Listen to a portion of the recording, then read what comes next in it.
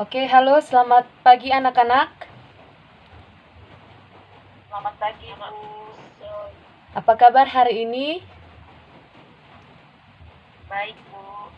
Oke, tolong semuanya, Ibu minta perhatiannya. Nah, hari ini, sebelum memulai materi pembelajaran kita, sebelumnya kita akan berdoa dulu sesuai dengan agama dan kepercayaan kita masing-masing. Ibu yang akan memimpin doa kita. Doa dimulai. Doa selesai. Oke, baiklah anak-anak. Materi pembelajaran kita hari ini bertema tentang makanan sehat, yaitu pentingnya makanan sehat bagi tubuh. Nah, sebelum masuk ke dalam materi pembelajaran, Ibu ingin tahu bagaimana semangatnya anak-anak Ibu untuk belajar. Maka dari itu, Ibu ingin mengajak anak-anak Ibu untuk bernyanyi lagu Aku Anak Sehat. Semuanya tahu lagu Aku Anak Sehat? Oke, karena semua tahu, mari kita nyanyi bersama-sama. Aku anak sehat, tubuhku kuat, karena ibuku rajin dan cermat. Semasa aku bayi selalu diberi ASI, makanan bergizi dan imunisasi.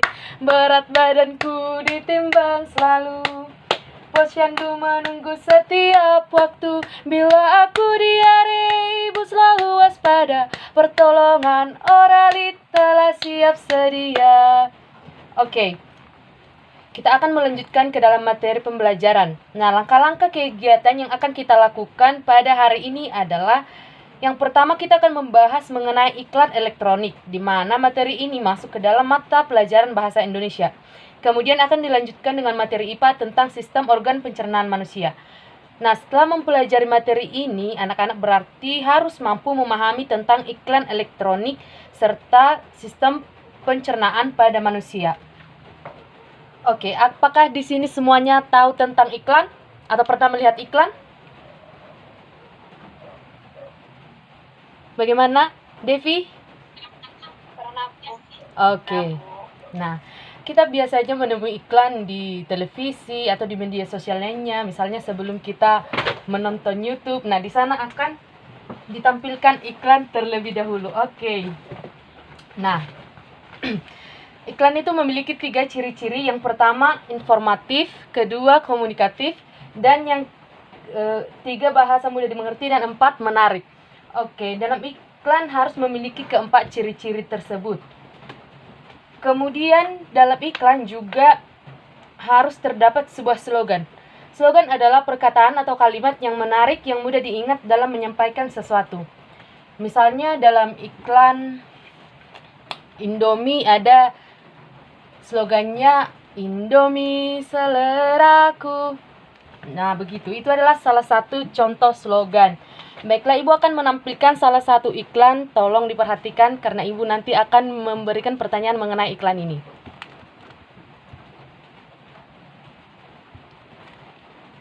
Oke, mohon ditunggu. Apakah sudah terlihat anak-anak? Oke, Ibu akan memutar iklannya. Yuk, kita cari tahu bagaimana cara kerja Yakult dalam usus. Ada lebih dari 100 triliun bakteri di dalam tubuh kita. Dan dalam usus, bakteri baik dan merugikan tidak seimbang.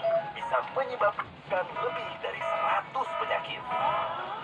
Makanya kita butuh Yakult. Dengan minum setiap hari, bakteri LKC Shirota strain dapat menekan pertumbuhan bakteri merugikan. Jadi, cintai ususmu, minum Yakult tiap hari.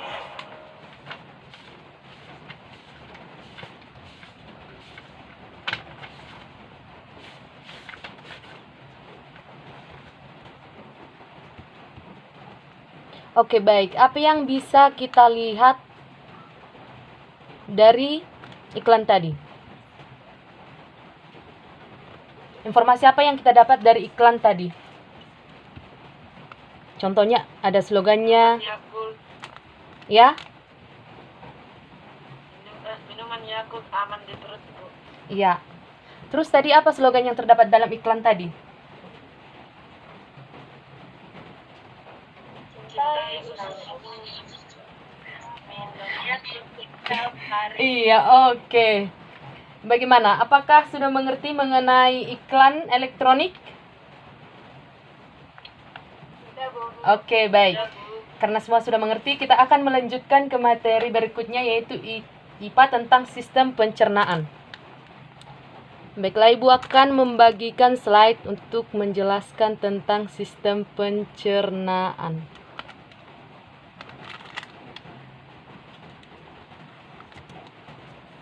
Oke. Sistem pencernaan adalah bagian tubuh manusia yang berfungsi untuk mencerna serta mengolah makanan.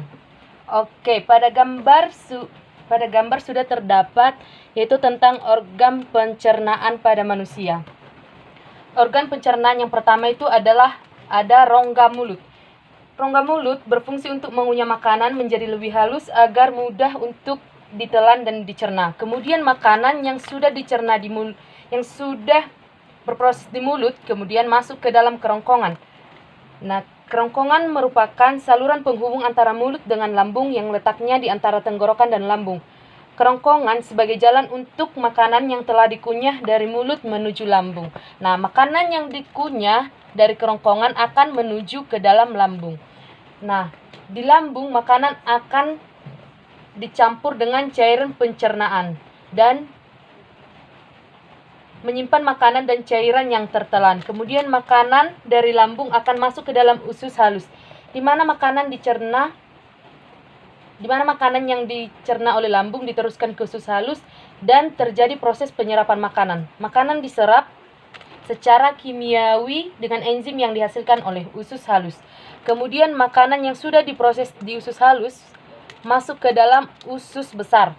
Nah, di dalam usus besar ini berfungsi untuk membuang air dan garam elektrolit dari bahan yang tidak tercerna dan membentuk limbah padat yang dapat dikeluarkan. Bakteri di usus besar membantu memecah bahan yang tidak dicerna. Nah, kemudian dari usus halus makanan akan dikeluarkan dari usus besar, makanan akan dikeluarkan dari anus. Nah, anus berfungsi untuk melakukan proses defekasi feses.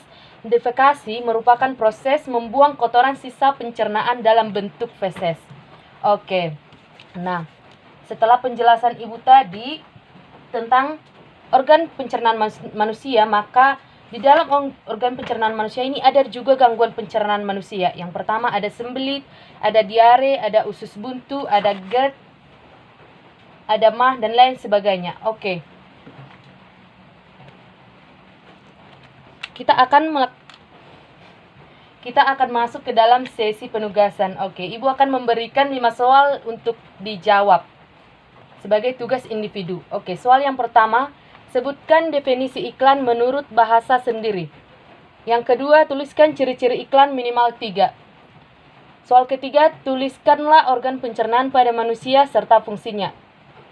Yang keempat, sebutkan gangguan pencernaan yang kelima. Dan soal kelima pada manusia. Dan yang kelima, proses pencernaan makanan secara mekanik dan kimiawi.